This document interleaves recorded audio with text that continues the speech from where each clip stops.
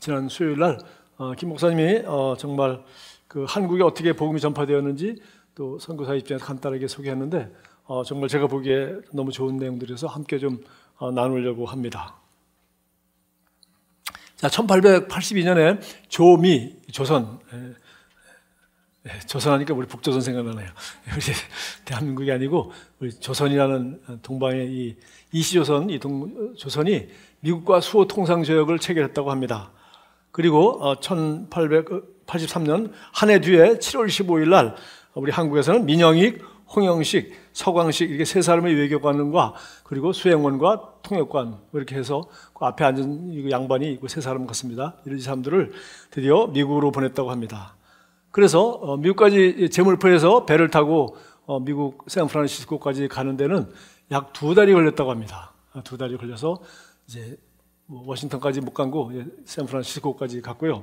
또 샌프란시스코에서 도착해서 이제 워싱턴 DC까지 가는 데는 꼭 일주일이 걸렸다고 합니다. 또 이제 기차가 있어서 기차를 갈아타고 갔겠죠.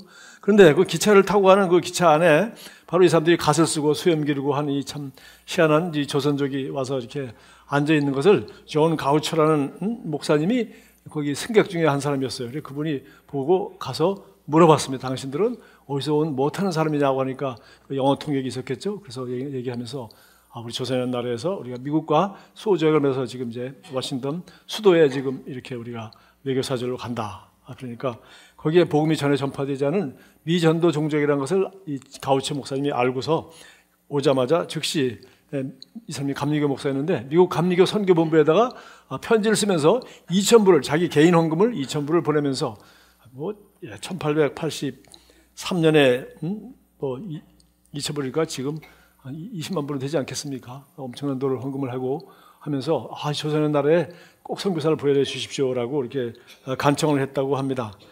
그러나 그쪽에서 특별한 관심이 없고 또 선교에 별로 부정적인 입장이었기 때문에 소식이 별로 없고 아무 행동도 취하지 않아서 이분이 다시 3,000불을 또 보냈다고 합니다. 또 보내고 그리고 여러 가지 다른 기독교 신문이나 우리 감리교 본부에다가 연락하고 글도 쓰고 했어요. 기도하고 헌금만 했을 뿐만 아니라 이번에는 가만히 생각해 보니까 감리교 본부에서 아직도 부정적이니까 이 사람들이 마음을 좀 돌려야 되겠다 생각해가지고 그 당시에 알다시피 여러분 중국은 많이 문이 열려 있었고 일본도 옛날에 문이 열렸고 우리는 대원군 세국 정책하고 우리 했던 이시 조선 그렇게 자기들끼리 며느리 시아버지 싸우고 하는 그 과정에서 정말 나라가 망하는 이제 직전까지 간 그런 상태인 거 우리가 잘 알고 있지 않습니까? 그래서 한국에는 전혀 선교사들이 가지 못하고 있었습니다. 그런데 그래서 이 가우치 목사님은 일본에 맥클레이 선교사라는 감리교 선교사가 있다는 걸 알고 그 사람한테 편지를 해서 정말 한국이라는 조선이라는 나라에 한번 가서 거기에 선교를 할 수 있지 않겠는가 하고 가능성을 알아봐 달라고 했다고 합니다. 그래서 맥클레이 선교사는 1884년 6월 김옥균, 그 갑신정변의 주인공이죠. 김옥균을 이 조선에서 고종을 아련하고 그리고 최소한도 영어 선생님과 우리 서양 의사 선생님을 보내주면 고종한테 도움이 되겠다 해서 겨우 이제 선교의 문을 열었다고 합니다. 그러자마자 영어 선생님과 교사만 보낸 것이 아니라 이럴 때 선교사가 같이 오는 거죠. 그래서 선교사를 보낼 수 있겠다. 그렇게 했을 때 이 맥클레이 이 고종 접견 사실을 보고받고 드디어 미국 감리교 선교본부에서 그러면 우리도 준비해서 감리교 선교사 한 사람 찾아보자. 선교사 내가 볼 사람. 그래서 드디어 1885년 4월 5일입니다. 그러니까 2, 3년 세월이 흘렀죠.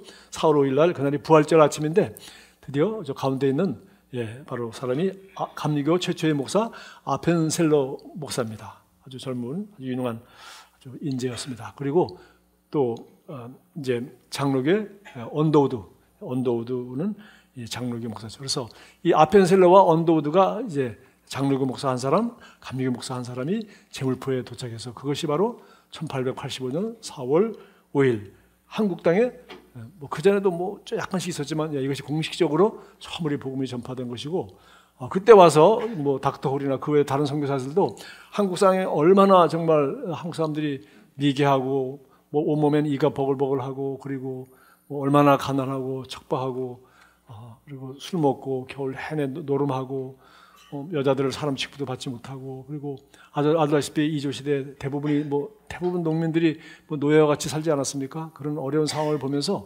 정말 이런 나라에도 정말 소망이 있을까 하고 아주 절망적인 내용을, 그다음 절망할 수는 없고, 그래서 정말 예수 그리스도가 이런 나라도 구원이 될 수 있을까? 정말 예수만이 유일한 소망이 아닐까 하면서 하는 그 기도문 같은 것이 오늘날도 남아 있습니다. 이것이 불과 1885년 4월 5일이니까 우리로 말하면 지금부터 약 133, 4년? 예, 지금 2018년이니까 133년 전, 4년 전에 있었던 일입니다. 그리고 이 130년 후에 우리는 이렇게 세계적으로 미국 다음으로, 이 선교사를 보내줬던 미국 다음으로 세계 선교사를 아직도 많이 보내고 있는 그런 나라인 것을 우리가 자랑스럽게 생각할 수 있습니다. 자, 오늘 읽을 말씀은 우리 빌립보서에 있는 말씀입니다. 빌립보서 1장 12절에 있는 말씀인데, 이 편지는 알다시피 사도 바울이 이제 아시아 선교를 하고 드디어 유럽 땅에 가지 않았는데 하나님께서 그 환상 가운데 마케도니아 사람이 건너와서 우리를 도우라 하는 그 환상을 보여줘서 드디어 이 아시아 선교가 아니라 터키 지방만이 아니라 드디어 복음이 처음으로 공식적으로 사도행전 16장에 기록되었다시피 드디어 배를 타고 이제 유럽 마케도니아, 현재 그리스 지방이죠. 첫 번째 도시 항구에 들어갔는데 그것이 바로 빌립보였습니다. 거기서 사도 바울이 이제 복음을 전하고 루디아라는 사람, 이런 사람을 만나서 복음을 전하게 되고 교회가 세워지고, 거기서 귀신 들린 여종을 귀신을 쫓아버렸더니 그 점쳐서 돈 버는 사람이 화가 나서 이 사람들을 무고하게 감옥에 갇혔었고, 그리고 감옥에서 바울과 실라가 정말 한밤중에 하나님을 찬양할 때 죄수들이 들었고 옥문이 지진이 나고 하면서 옥문이 열려서 나와서 이제 옥사장의 집에서 자고 그들과 함께 교회를 세운 이야기를 우리가 잘 알고 있습니다. 뿐만 아니라 바울은 이제 거기서 교회를 세우고 바로 이어서 계속해서 데살로니가, 베레아, 그리고 마침내 고린도에 이르기까지 지금 그리스 지방, 그리스라는 나라의 그 좋은 중요한 도시들을 다 가서 복음을 처음으로 전하고 교회를 세운 것 우리가 알다시피 여기 고린도 전서, 후서 편지가 있고 빌립보서 편지가 남아 있습니다. 자, 이것은 시작이고, 그리고 우리 그림에도 나와 있지만은 시작이고, 바울은 드디어 거기서 이제 세월이 지나서 예루살렘 교회에 큰 흉년이 졌다는 얘기를 듣고 자기 그 교회들을 돌아서 자기가 그 마케도니아에 개척한 교회들을 각각 방문하면서 많은 헌금을 성도들부터 걷어서 그 헌금을 가지고 가뭄이 들고 고통당하는 예루살렘 교회에다가 헌금을 드리고, 그리고 바울은 거기서 이제 붙잡혀서 이제 로마 시민이기 때문에 황제에게 이제 재판을 받으러 죄수의 몸으로 배를 타고 드디어 우리가 사도행전 18장, 20장 그 이후에 이제 가는 28장까지 마지막 로마에 도착해서 이제 감옥에 갇혀 있는 장면이 이제 드디어 마지막 장면입니다. 오늘 빌립보 이 편지는 바로 이 로마의 감옥에서, 그러니까 바울이 이제 바로 죽기 전이죠. 실제로 오늘 편지에 읽어보면은 바울이 자기가 곧 자기가 아무 죄가 없었기 때문에 로마 황제가 자기를 이렇게 사면해줘서 풀어놓을 것으로 기대하고, 여러분의 기대와 또 하나님이 나를 이 세상에 더 쓰실 이유가 있기 때문에 그렇게 할 것이다라고 아주 소망에 차서 오늘 편지를 썼습니다만은, 사실은 뭐 정확히 알지 못하지만 바울은 서기 55년, 6년, 7년 그 사이에 네로 황제의 핍박 때 이미 순교당했죠. 사실은 이건 순교하기 전에 마지막으로 쓴 사도 바울 일생의 맨 마지막 편지라고 볼 수 있습니다. 자, 이 편지도 왜 쓰게 됐습니까? 알다시피 유럽 땅에 처음 왔을 때 처음 개척한 교회, 그리고 그 복음 전하는 것 때문에 매맞고 감옥에서 기적을 체험했던 교회, 그리고 그것뿐만 아니라 그리고 수많은 유럽의 교회가 개척되고 다른 쪽으로 갈 때 바로 이 교회만 지금 거기서 다른 교회 선교원금을 계속 보내줬을 뿐만 아니라 이 교회는 아까 이 가우치 목사님이 보내준 미국 감리교회처럼 그 선교 후원을 물질적으로만 했을 뿐만 아니라 오늘 이 편지는 보니까 에바 브로디라는 바울의 제자를 통해서 실제로 좋은 큰 헌금과 여러 가지 필요한 것을 싸들고 그 머나먼 길을 해서 감옥에 있는 바울을 찾아서 로마까지 온 것입니다. 이것을 받고 바울은 이제 감옥에 갇혀서 정말 자기 소망하기는 곧 풀려나기를 원하지만 곧 순교하게 되었는데, 거기서 마지막으로 정말 너무나도 감사해서 쓴 감격과 기쁨의 편지가 이 빌립보서입니다. 이게 지금 너무나 중요한 편지죠. 그런 편지인데, 정말 바울은 죽음을 앞두고, 그리고 자기가 복음 전한 교회에서 몇 년 동안 이렇게 선교 후원을 받고 그들에게 축복의 편지를 쓰면서 자기가 현재 갇혀 있는 그동안 그곳의 소식을 전해줍니다. 자, 그래서 맨 앞에 여기 그들을 위해서 기도했던 건 제가 한번 설교했고요. 12절부터 제가 쉬운 말 성경으로 보도록 하겠습니다. 1장 12절. 형제들이여, 내게 닥친 여러 가지 역경들이 도리어 복음을 더욱 널리 전파하는데 큰 도움이 되었다는 사실을 알아주기 바랍니다. 그리스도의 일로 내가 감옥에 갇혀 있다는 소문이 경비대 전체와 그 밖의 모든 사람들에게 널리 알려지게 되었습니다. 이처럼 내가 감옥에 갇혀 있는 일 때문에 주 안에 있는 많은 형제들이 더욱 용기를 내어 주를 신뢰하는 가운데 한층 담대하고 두려움 없이 하나님의 말씀을 전하게 되었습니다. 살펴보면 어떤 이들은 시기와 다투면서 그리스도를 전파하고 또 어떤 이들은 좋은 뜻으로 그렇게 합니다. 좋은 뜻으로 전파하는 사람들은 주께서 나를 이곳으로 보내신 것이 복음을 변화하기 위해서라는 사실을 알고 사랑으로 그리스도를 전합니다. 그러나 그렇지 않고 시기와 다툼으로 전하는 사람들은 내가 감옥에 갇혀 있는 동안 나에게 괴로움을 더하게 하려는 이기적이고 불순한 동기에서 그리스도를 전합니다. 하지만 문제될 것이 무엇입니까? 그릇된 동기에서 하든 아니면 좋은 동기에서 하든 중요한 것은 결국 그리스도의 복음이 사람들에게 전파되고 있다는 사실입니다. 그러므로 나는 그 사실로 인해 기뻐하고 앞으로도 계속 기뻐할 것입니다. 아멘. 자, 뭐 간단한 얘기죠. 바울이 감옥에 갇혔던 얘기, 이 복음 증거 때문에 뭐 다른 죄 아무것도 없습니다. 예수라는 사람이 죽으시고 부활하셨는데 바로 이 예수가 바로 인류의 구원자시다라는 이 복음을 이제 끝없이 전하는 거죠. 예수 그리스도가 주님이시다. 그래서 이 복음을 전했는데 지금 여기까지 황제에게까지 지금 이제 재판받으러 온 것입니다. 그래서 사람들은 정말 바울은 두려움이 없이 저렇게 정말 핍박받고 여기까지 와서 이제는 황제까지 상소해서 지금 황제의 감옥에 갇혀 있을 정도로 그래서 어떻게 재판이 받을지 모르지만 저렇게 두려움 없이 복음 전하는 걸 보고 다른 사람들도 확신과 담대함을 얻어서 자, 바울이 갇혀 있는 동안 우리가 바울이 전하는 이 복음을 우리가 더 열심히 전해야지 하고 열심히 바울을 사랑하는 마음으로 왜 그가 꼼짝 못하고 있으니까 열심히 전했다는 겁니다. 그런데 또 어떤 사람들 보니까 시기하고 있을 때 어제 바울이 일을 못하니까 바울같이 유명한 사도가 없지 않습니까? 대단한 역사도 일어나고 그러니까 또 좋은 그리스도인 중에서도 바울이 갇혀 있는 동안에 우리도 한번 복음을 전해서 바울파보다 바울이 세운 교회보다 우리도 더 많은 교회를 개척하고 더 많은 사람들에게 좀 일을 해보자 해가지고 시기와 질투하는 마음으로 했다고 합니다. 그러나 이 소식을 듣고 바울은 어떻게 했다고 했습니까? 그렇지만 시기심으로 하든 사랑으로 하든 헌신으로 하든 결국 전파되는 것은 그리스도니 정말 얼마나 하나님 앞에 감사한 일이고 기쁜 일인가 이렇게 했다고 합니다. 정말 아름다운 얘기입니다. 그래서 문제는 오늘 여기 보니까 우리 삶의 열매는 예수 그리스도를 전파하는 데 기여한 것뿐이다. 제가 이렇게 내용을 했습니다. 여러분 고린도전서 3장 한번 15절을 보겠습니다. 고린도전서 3장 6절부터 보겠습니다. 나는 심었고 아볼로는 물을 주었으되 오직 하나님께서 자라나게 하셨나니. 그렇죠? 우리 하는 거는 누가 뭘 배워서 뭐 책을 내든지 뭘 하든지 결국은 중요한 것은 이것을 가지고 영혼을 구원하느냐, 이걸 가지고 제자를 만드느냐. 그래서 그들이 하나의 공동체가 돼서 정말 사단의 왕국에 겁을 주는 그야말로 그냥 항공모함이 되고 전투부대가 되어서 이 세상을 정복하고 다스리는 그런 하나님의 왕국을 확장시키는데 얼마나 기여하느냐, 이것만이 관심 있는 거죠. 이것만이 하나님 나라가 이 땅에 임하는 것, 거기에 내가 뭘 했느냐는 거죠. 그래서 바울이 말합니다. 나는 심었고 아볼로는 물 줬어. 그러나 하나님께서 자라나게 하신 거 아니니? 그런즉 심는 이나 물을 주는 이는 아무것도 아니로되 오직 자라게 하시는 이는 하나님뿐이야. 심는 이와 물 주는 이는 한 가지나 각각 자기가 일한 대로 자기 상을 받으라. 그렇지? 심는 사람은 심은 것에 대한 상, 물 준 사람은 물 준 것에 대한 상. 이 존 가우처 목사는 기도하고 자기가 헌금한 상. 이 사람 한국에 선교사로 온 게 아니지 않습니까? 그러나 이 맥클레인 목사님은 일본 선교사인데 그 편지 받고 한국 땅까지 뭐 비행기 타고 온 것도 아니고 배 타고 왔을 텐데 와가지고 고종 황제 만나고 그리고서 두 사람 의사 하나 뭐 영어 교사 하나 두 사람을 보내도 좋다라는 허락을 받고 이 정도까지 복을 하자마자 드디어 미국 감리교 선교국에서도 야, 이 정도면 드디어 문이 열렸네. 그럼 우리도 선교사 하나 파서 보내자. 그래가지고 1885년 4월 5일 날 2달 동안 배를 타고 아펜셀러라는 이 젊은이가 와서 자기 목숨을 이 땅에 묻기 위해서 오신 것이죠. 그분들의 묘는 지금 양화전에 그대로 다 있습니다. 언더우드, 아펜셀러, 우리 감리교, 장로교 목사들, 그리고 뭐 닥터홀, 뭐 그 외에도 수많은 선교사들이 자기 자녀와 다 본인도 가족도 아내도 그 땅에 묻혀 있는 양화진 선교사 묘지에 다 있는 거 우리가 알고 있습니다.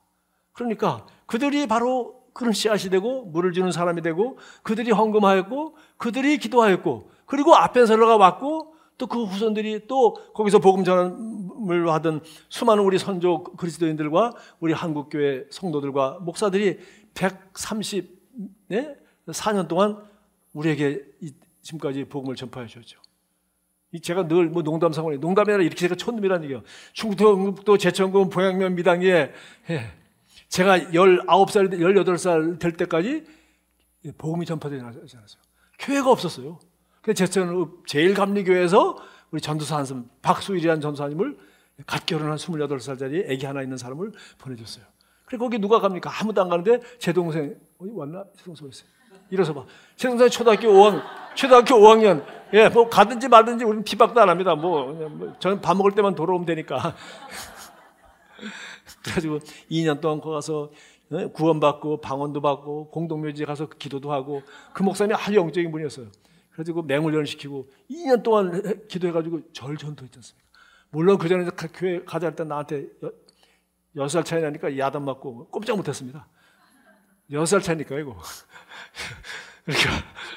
그러다가 진짜 어느 날 제 아우가 찬송하는 소리 듣고서 내가 육사 합격해놓고 불안해가지고 떨고 있을 때, 예, 그 노래 어디서 배웠냐 그러니까, 이거 교회 가면 배우는 건데 가자고 그래가지고 제가 가서 정말 이제 예수를 믿게 됐습니다. 할렐루야. 생각해 보십시오. 복음이 전파되는데 여러분 다 이런 스토리 있지 않습니까? 누군가 여러분 지금 제가 얘기하니까 딱 기억나는 사람이 있을 거예요. 누가 나를 교회로 인도했지. 누구 때문에 내가 드디어 예수님께 마음을 열었지. 그리고 어떤 목사님이 정말 나 첫 번째 목사님이야. 영원히 잊을 수 없어. 뭐 중고등학교 때 좋은 선생님만 기억나는 게 아니라 여러분 예수 믿는 사람들은 좋은 선생님, 좋은 부모보다 사실은 영원히 빚을 진 사람은 내게 복음을 전해준 바로 그런 그리스도인인 것입니다. 그래서 오늘 뭐 이 말씀 충분히 했죠. 그런데 문제는 우리가 구원은 개인적으로 받습니다. 내가 누구든지 주의 이름을 부르는 사람은 구원을 받을 것이다. 누구든지 예수 그리스도 이 복음을 듣고 마음으로 믿고 입으로 신하면 구원을 받습니다. 그래서 그것이 나의 고백입니다. 그러나 우리 열매는 사실은 혼자 맺는 열매도 많이 있고 내가 누구 몇 명을 영접했다, 내가 누구를 전도했다 하지만 올해도 우리가 2018년 가고 있습니다만은 사실 우리가 전도 대상, 전도왕 하나 뽑으려고 보면 신통치 않습니다. 전도왕 해마다 잘 안 나와요. 올해는 전도왕 누군지 내일 저녁에 와서 보십시오. 이번 온 식구 양쪽 집안 식구들 다 갖다가 심어놨어요. 그리고 우리 교회는 갖다가 다 취직시켜주고 어쨌든 재미난 분인데 어쨌든 이게 한 사람이 내가 전도했다 해서 몇 명 되지 않습니다. 결국은 여러분이 셀에서 팀에서 우리 교회가 책이 테이프가 등등 나가면서 결국은 조금씩 해서 이들이 복음에 가까이 오고 그렇게 되는 것이죠. 그러니까 우리가 팁으로 하는 거예요. 항공모함 같은 것이지 낚시하는 게 아니죠. 그리고 전투부대입니다. 전투를 누가 혼자 합니까? 같이 하죠. 전투를 군인들만 합니까? 뒤에서 후방에서 군수물자 다 만들어서 계속 먹을 것 다 실어 날라주죠. 또 기도하죠. 하는 거 있지 않습니까? 그래서 우리 아까 그 가우처 목사님이 이렇게 한국 선교를 위해서 기도하시고, 그 지나가는 정말 미개한 민족인데 지나가는 그 사람 이상하게 여기고 찾아가서 말 걸어서 기도하고 헌금 보내주고 계속 3년 4년 동안 졸라서 마침내 미국 감리교회에서 선교사 한 사람을 파송하기로 한 것이 바로 133년 전에 감리교가 왔고 그것이 지금부터 한 5, 60년 전인가 제천 제일감리교회에서 전도사 하나를 봉양면 미당리 왕미교회에다 파송하고 이 봉양면 미당리 왕미교회에서 목사가 제가 15년 전에 들으니까 제가 목사 되고서 보니까 한 40명 나왔더랬어요. 40명. 그리고 재미있는 것은 우리 황감사 아시죠? 황감사님? 황감사가 우리 초등학교 왕미교회 출신입니다. 난 몰랐어요. 우리 김광 목사님하고 동기 동창이에요. 자, 이렇게 그 사람 복음이 지금 한 사람은 중국 가 있고 한 사람은 지금 여기서 있고 그렇습니다. 할렐루야. 그런데 이게 뭐냐? 그러면은 10절에 이거 너무 중요한 말입니다. 여러분 한 해를 마무리하고 2010년에 여러분 새로운 소망감을 가지고 있고 또 아쉬운 것도 있을 거예요. 그러나 그렇게 한 해 한 해 여러분 인생은 끝납니다. 바울이 지금 감옥에 갇혀서 지금 곧 죽을지 모르는 이런 상황에 와서 이제 자기 인생이 마무리할 때가 되었습니다. 바울이 또 말합니다. 10절 내게 주신 하나님의 은혜를 따라 그렇죠? 하나님의 은혜를 따라 내가 건강하고 이 자유로운 남한 땅에 태어났고 이런 교육도 받았고 예수 일찍 믿었고 이런 특혜를 누리면서 생명을 얻되 풍성히 얻고 내 잔이 넘치는 삶을 살고 있습니다. 그러면 그렇게만 사는 게 전부냐? 그게 전부가 아니라는 거죠. 봅시다. 은혜를 따라 내가 지혜로운 건축자와 같이 터를 닦아두며 다른 이가 그 그 위에 세우나 그러나 각각 어떻게 그 위에 세울까를 조심하라. 터는 오직 예수 그리스도. 이 닦아둔 것 외에는 능히 다른 터를 닦아줄 자가 없으니 이 터는 곧 예수 그리스도라. 예수 그리스도를 알지 못하면 터구모구 없는 겁니다. 아무리 기업을 짓고 대기업을 만들고 재벌을 만들고 하다못해 중국 공산당 같이 왕국을 만든다, 세상에 큰 수십억을 거느리는 그런 공산당 왕국을 만든다 하더라도 뭐요? 이들은 다 예수님 앞에 서는 날 전부 다 지옥 가는 것입니다. 영원히 사라지는 것입니다. 먼지로 다 사라지는 것입니다. 모든 악인들은 겨와 같이 날아지는 것이에요. 그러나 12절 보시죠. 만일 누구든지 금이나 은이나 보석이나 나무나 풀이나 지프로 이 터 위에 세우면 각 사람의 공적이 나타날 터인데 그날이 공적을 밝히리니 이는 불로 나타내고 그 불이 각 사람의 공적이 어떠한 것을 시험할 것입니다. 다 테스트해 보겠다는 거죠. 거기서 타버리는 것은 제로인 것입니다. 다 뭐 흙으로만 돌아갈 뿐만 아니라 내가 쌓았던 모든 것은 흙으로만 돌아갈 뿐만 아니라 너도 흙으로 돌아가면 좋지. 그런데 흙으로 돌아가지 않고 영혼은 영원히 사는 존재이기 때문에 하나님 형상 따라 지음받았기 때문에 죄인이기 때문에 예수를 그리스도로 인정하지 않았기 때문에 지옥 가는 것입니다. 이것이 현장이에요. 그러나 만일 누군지 그 위에 세운 공이 그대로 있으면 이것은 뭡니까? 예수 그리스도를 구원하고 영혼을 구원하고 복음을 전하는 이 예수 그리스도라는 터 위에 우리가 예수님과 관계된, 제가 한국 선교에 관계된 사람 몇 사람만 얘기했습니다.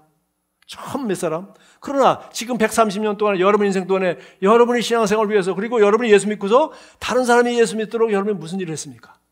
무슨 씨앗을 심었습니까? 무슨 물을 주었습니까? 여러분 선교를 위해서, 우리 태국 선교라 이런 걸 위해서 여러분 헌금 얼마나 보냈습니까? 오늘 아침에도 우리 한 분이 우리 탑10 베스트 11조 말고 선교헌금 많이 하신 분 7, 8 이번에도 이렇게 우리가 이제 인정하고 감사하는데, 한 분이 뭐 해마다 참석 안 하시고 이렇게 여행 가시는 것 같아. 그래서 제가 오라 그래서 올해는 제가 직접 제 방에서 드렸습니다. 집사님 부부는 자녀도 없고 20여 년이 넘도록 열심히 돈 벌어서 11조만 할 뿐만 아니라 선교 헌금 맨날 꼭 하셔서 우리 교회 개척 때부터 지난 20년 동안 이 건축할 때까지 꾸준히 건축도 하시고 이렇게 돈 벌어서 전부 결국 교회를 위해서 많이 쓰셔서 너무 감사합니다. 아니, 사실이니까. 그건 내가 담임 목사로도 얘기할 뿐만 아니라 지금 뭐 우리 뭐 건축 다 끝났지만 우리가 뭐 선교도 하고 뭐 이것도 하지 않습니까? 정말 저와 진심으로 감사한 것이고 성경을 그대로 얘기하고 있어요. 영혼을 구원하기 위해서 그것은 물론 그분이 여행 가서 쓴 거, 자기 자신을 위해 쓴 거, 그건 하나님이 주신 거 가지고 자기가 누리는 것입니다. 잔이 넘치는 것입니다. 그러나 내가 이 넘치는 걸 가지고서 이거 전혀 씨앗도 없는 사람에게 씨앗을 심는다든지 물을 준다든지 그래서 영혼을 살리는 이 일만은 영원한 것이죠.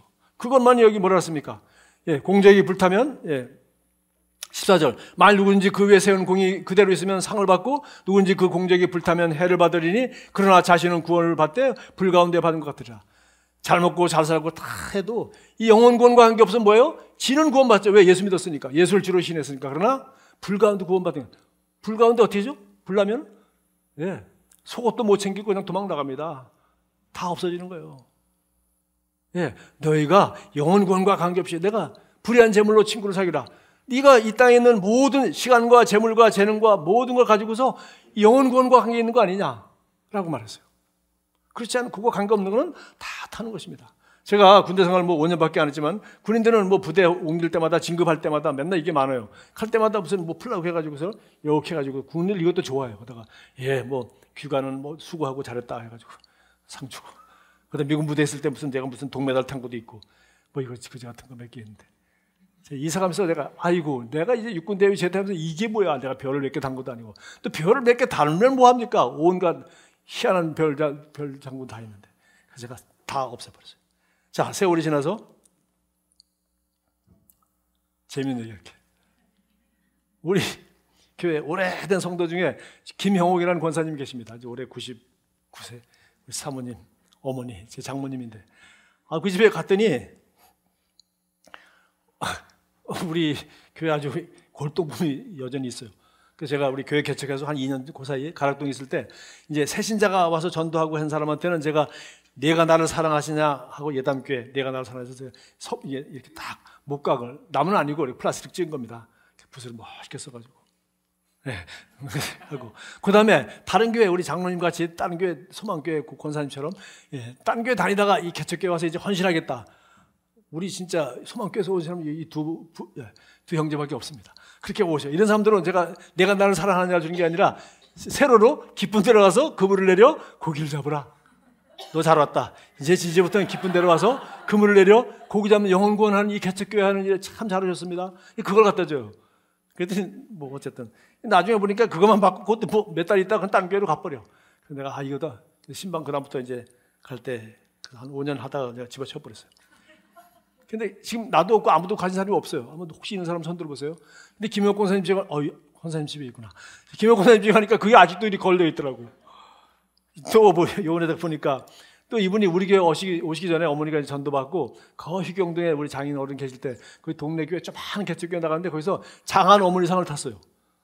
그 작은 교회 장한 어머니는 어머니지. 우리 사모님 같은 사람 딸을 낳아가지고 나한테 그래서 장 어머니 상 해가지고 있고. 그 다음에 또 우리 교회에서 옛날에 성경 퀴즈 되면 이 할머니가 맨날 1등 하는 거예요. 그래서 우리 1등 하면 땅 가지고 새로 나온 현대어 번역, 현대인의 성경, 뭐 새로운 성경이 나올 때마다 1등 한 사람한테 주는데 젊은 애들이 다 지고 우리 김영옥 권사님을 당하지 못해. 머리도 좋으시지. 왜? 밤낮으로 이것만 하니까 성경만 읽고 전업으로 하니까 파타임으로 하는 젊은이 학생들은 맨날 집니다. 해마다 몇 번 계속 내리 1등을 하는 바람에 그것도 의미가 없다. 그다음부터 안 했습니다. 그다음부터 우리가 진짜 안 했어요. 성경 퀴즈 우리 권사님 때문에 안 했습니다. 맨날 1등이니 좀 부끄럽기도 하고. 예. 그러니까 그거 또 성경 읽기 그거 했다고 뭐 그 상패도 있고. 또 옛날에 우리가 40일 특별 새벽기도 했습니다. 가을엔 가을 기도, 뭐 고난절은 고난절 40일 특별 새벽기도. 하여튼 안 오면 큰일 나네. 스티커 붙이고 애들처럼. 그래가지고 드디어 40일 성공한 사람한테는 플라스틱에다가 40일 이 특별기도 성공했습니다. 그래서 축하패도 주고. 우리 권사님은 그거 다 개건생이니까 그거 집에 가니까 그거 다 있어요. 뭐 장원 어머니상, 40일 기도상, 성경 퀴즈 1등상, 깊은 데 가서 그물 내려 고기를 잡으라. 뭐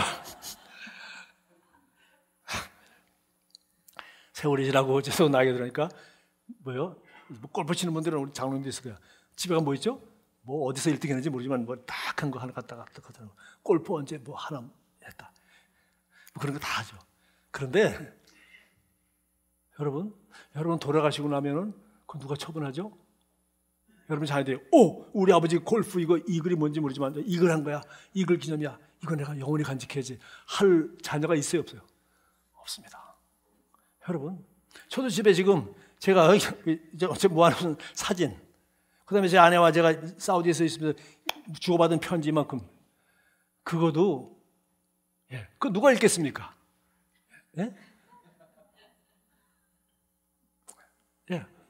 흔적 없습니다. 아니, 여러분, 할머니, 할아버지 이름은 기억하겠지만, 여러분, 그 한당 위에 증조, 고조, 할머니, 할아버지 기억하시는 효자 있으면 저한테 찾아와. 아무도, 여러분이 생명을 받고 씨를 받은 여러분 자식들도 그냥 할머니, 할아버지 이름 기억하면 되지. 증조, 고조, 아무도 기억하지 않습니다. 무덤에, 나 화장할 건 아닌 무덤에 찾아가지도 않습니다. 저도 증조, 고조, 할아버지, 우리 아버지가 우리 할아버지 묘지 가자. 제가 맨날 바쁘다고 핑계대고 안 갔어요. 그렇게 다 잊혀지는 겁니다. 아무도 안 남습니다. 여러분 그렇게 돈과 시간과 모든 것을 쏟아부은 여러분 자녀도 여러분이 그렇게 아끼는 앨범 사진 하나, 이글 기념 골프스페 하나 관심이 없어요. 돌아가시면 어떻게 돈이나 주면 그거 나누고 가는데 관심이지 나머지는 관심이 없고 다 쓰레기입니다. 이제 다 쓰레기예요. 제가 너무 적나라했네요. 우리 인생도 다 타고 남는 건 뭐냐? 보석만 남는다는 거예요. 다 없어지는 거예요. 이 세상에 아무리 권세 있는 대통령이나 아무리 잘 나가는 재벌이나 아무리 잘 나가는 스타나 뭐가 남겠어요? 아무도 안 남아요. 이게 성경이 말하고 있는 거 아니겠어요? 자, 그래서 우리가 이 땅에 사는 동안에 우리가 당연히 그럼 뭘 위해서 힘써야 되겠는가? 일단은 자기가 구원을 받아야 되겠고요. 그 다음에는 나의 삶이나 죽음을 통해서 그리스도가 존귀하게 되는 것만이 중요하다. 자, 그 다음부터 그 다음 부분, 두 번째 부분 한번 읽어보겠습니다. 여기서 끝난 게 19절부터입니다. 여러분이 나를 위해 기도해 주시고 또 성령께서 나를 도와주시고 계심으로 내가 겪은 이 모든 일들은 결국은 내 구원이 될 것이라는 사실을 압니다. 자기는 이분들이 기도하고 주님도 원하시기 때문에 자기는 풀려날 줄 알았어요. 그러나 바울은 다른 주석도 연구해봤는데 이건 풀려나는지 아무리 정확히 아는 역사적 근거는 없습니다. 그러나 그냥 그때가 벌써 서기 55년, 56년, 57년 그때 네로의 핍박이 시작되고 그때 다 순교당했거든요. 그러니까 바울은 결국 여기서 죽었습니다.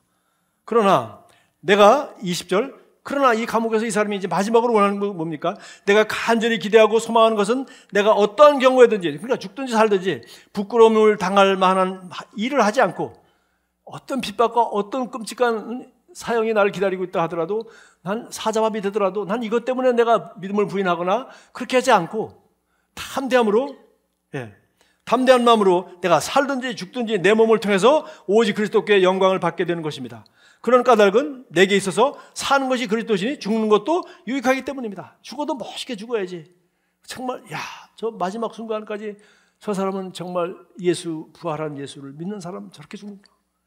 그러나 육신을 입고 살아가는 것이, 이것이 나에게 수고의 결실을 가져다 주는 보람된 일이라면 내가 죽는 것과 사는 것 중에서 과연 어느 쪽을 선택할지 모르겠습니다. 난 이 둘 사이에 끼어 있습니다. 사실 나로서는 이 세상을 떠나 그리스도와 함께 사는 것이 훨씬 더 나을 것입니다. 참 이거는 우리가 진짜 고백하고 아멘하기엔 좀 약간 꺼리는 말이죠. 빨리 가는 게 좋다. 빨리 가는 게 좋다는 사람, 빨리 가는 게 좋다. 설교는 빨리 끝나기 원하겠지만 빨리 주님 보러 가고 싶은 사람은 없을 거예요.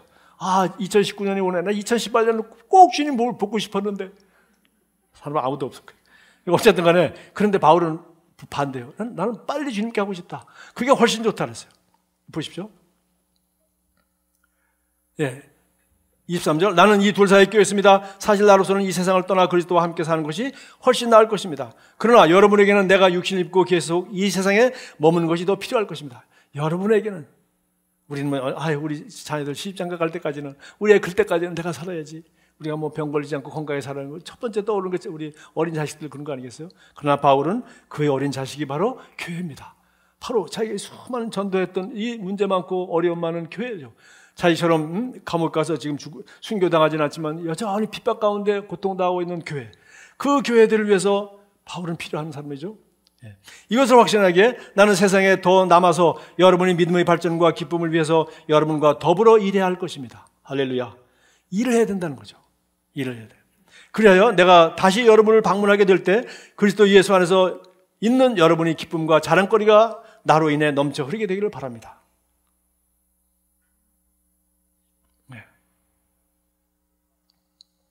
자, 이제 만약에 주님께 하는 게 좋은데, 그러면 이 땅에 살아있는 동안 어떻게 해요? 삶이나 죽음이나 내 몸에서 존귀하게 되는 것은 오직 예수가 존귀해야 되는 것인데, 이제 한번 고린도후서 5장 8절 한번 보도록 하겠습니다.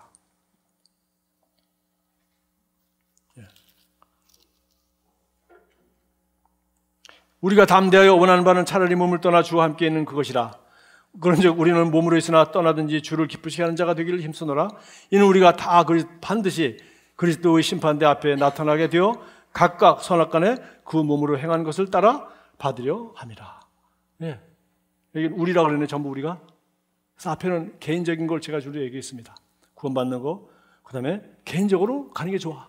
그러나 개인적으로 내가 너희들에게 도움이 되는 그런 사도라면, 그런 목사라면 너희들에게도 유익이 되겠지. 개인적인 얘기입니다. 그러나 오늘 여기 고린도후서 5장 8절은 우리야, 우리 모두는, 우리 모두 힘을 합쳐서, 지금 여기 빌립보 교회도 한 사람에게 쓴 게 아니라 전 교인들한테 쓴 거 아닙니까? 힘을 합쳐서 우리가 몸에 있든지 문 밖에 있든지 주님을 기쁘시게 하는 일. 그러면 그것이 뭐냐? 영원한 가치가 남는 거라는 거죠. 영원한 것. 우리가 다 반드시 그리스도의 심판대 앞에 다 함께 설 것이다. 그때 가서 우리가 이 땅에 하나님께서 우리에게 맡겨준 그 사명을 아름답게 감당하는 그런 교회로 우리가 서야 되지 않겠니? 그런 것이죠. 그래서 우리 빌립보서 1장 13절은 예수 그리스도로 말미암아 의의 열매가 가득하여, 우리가 예수를 주라고 신앙해서 하나님의 자녀가 되고 예수의 죽음이 헛되지 않도록 구원받는 거, 그게 제일 중요합니다. 그러나 하나님의 자녀한테만 답니까? 이 땅에 살아있잖아요. 살아있으면 뭘 해야 돼요? 예수로 말미암아 의의 열매. 다른 거는 다 없어지는 거라니, 트로피 같은 거라는 거라니까요. 여러분이 아끼고 귀하게 여기는 사진 같은 것이고 유물 같은 거야. 싹 다 없어지는 거라는 거니까요. 남는 건 무엇입니까? 영원한 것. 예수로 말미암아 맺은 영원 구원의 열매, 의의 열매. 그러니까 가우치 목사님은 나도 잘 모르는 사람인데, 이 사람이 이 한국 사람들 조선족 머리 긴 쌍투순 이 할아버지를 보고서 이 사람이 기도하고, 이 사람이 자기 재산들에서 계속 조르고, 이 사람이 선교사가 파송될 때까지 졸라서 마침내 감리교 선교에서 아펜셀러를 보내서 한국 땅에 감리교가 와서 130 몇 년 만에 저 같은 사람도 감리교 목사로 안수받게 됐다. 이 기원이 이렇게 되는 거예요. 이것만 남는다는 겁니다. 우리 삶도, 여러분, 저와 여러분 삶도 이거밖에 안 남는다고 성경은 분명히 얘기했어요. 각 사람이, 여러분 각자가 반드시 예외가 없습니다. 왜? 살아있는 동안에 2019년 우리가 무엇을 위해 삽니까? 예, 이래서 사는 거예요. 이래서. 이거와 관계없다면 1년 더 살아 뭐예요? 1년 더 살아 뭐예요? 예, 다 사라지는 것을 위해서 살아가는 거예요. 예. 제가 2018년에 변화된 것 중에 몇 가지가 있습니다. 하나는 제가 아침에 뭐 운동하고 이제 걸어서 새벽에 올 때도 그렇고 주로 제가 설교 테이프를 많이 듣습니다. 그리고 뭐 고백기도도 하고, 그리고 알다시피 여러분 제가 책을 너무 좋아해서 책을 많이 읽습니다. 그런데 제가 요새 진짜 큰 변화가 일어났어요. 책을 요새 잘 안 봅니다. 제가. 박수 한번 주십시오. 아이고, 이 책 좋아하는 목사 만나가지고 맨날 새 책 나오고 보라 그러고 안 봤으면 야단치고. 예, 자, 어쨌든 그렇습니다. 대신에 제가 안 하던 걸 많이 하는데 제가 유튜브 찬양을 많이 듣습니다. 그리고 가사도 흥얼거리고, 특히 지난번 김다희 목사님 와서 영어를 멋있게 부르는 거 보니까 와, 모스크바 음대는 못 갔지만 저도 흉내 좀 내고. 그런데 정말 순수한 예배 시간이고 순수한 찬양 시간이고, 설교 듣는 건 사실 제가 은혜 받지만 사실은 엄마가 밥 짓는 겁니다. 밥 시켜 짓고 나면 밥맛이 없어요. 내가 성도를 위해서 하는 것도 되는 거죠, 그죠? 그래서 일이에요, 사실은. 책 읽는 것도 마찬가지예요. 제가 내 지적 호기심도 있지만 사실은 내 목표와 관계되고 내 인생과 관계되는 중요한 선택에 대해서 안목을 높이려고 내가 하는 겁니다. 그러나 이 찬양을 듣는 것은 순수하게 내가 주님을 사랑하고 예배하기 위해서 하는 거예요. 그래서 이 찬양을 많이 듣다 보니까 많은 거 있지만, 제가 이 찬양을 들으면서 아마 설교 시간에 이렇게 이 찬양 가사 갖다가 불러드리는 목사 아마 드물 거예요. 어쨌든 간에 오늘 여러분 한번 들어보시기 바랍니다. 가사가 이렇게 다 나와 있으니까, 제가 오늘 설교에 이 말씀을 준비하다 보니까 제가 들은 이 노래하고 너무 똑같은 거예요, 내용이. 이 노래가 이 내용을 너무 잘 설명하고 있어요. 한번 들어보십시오.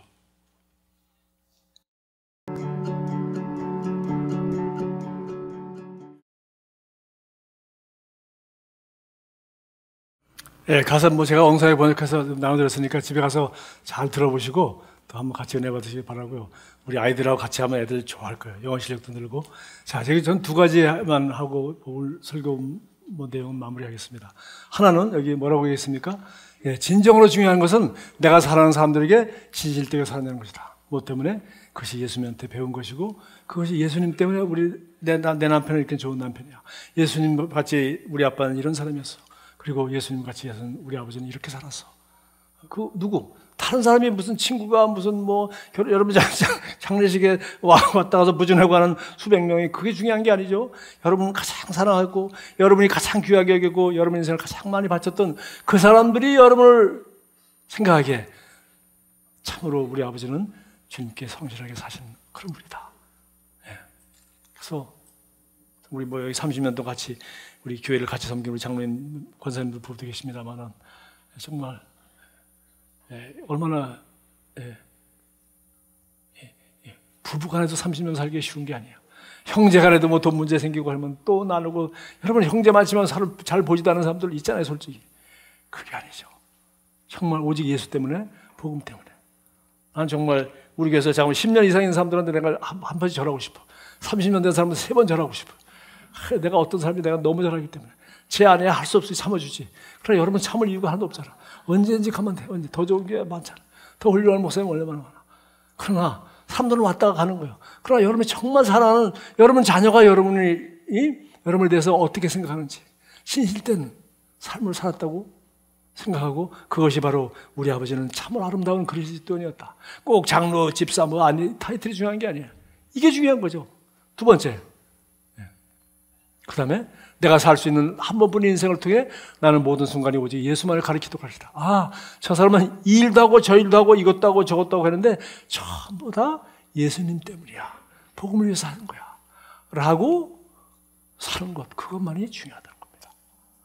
다시 한번 듣고 싶은 사람은 유튜브 많이 듣게 되길 주님으로 축복합니다.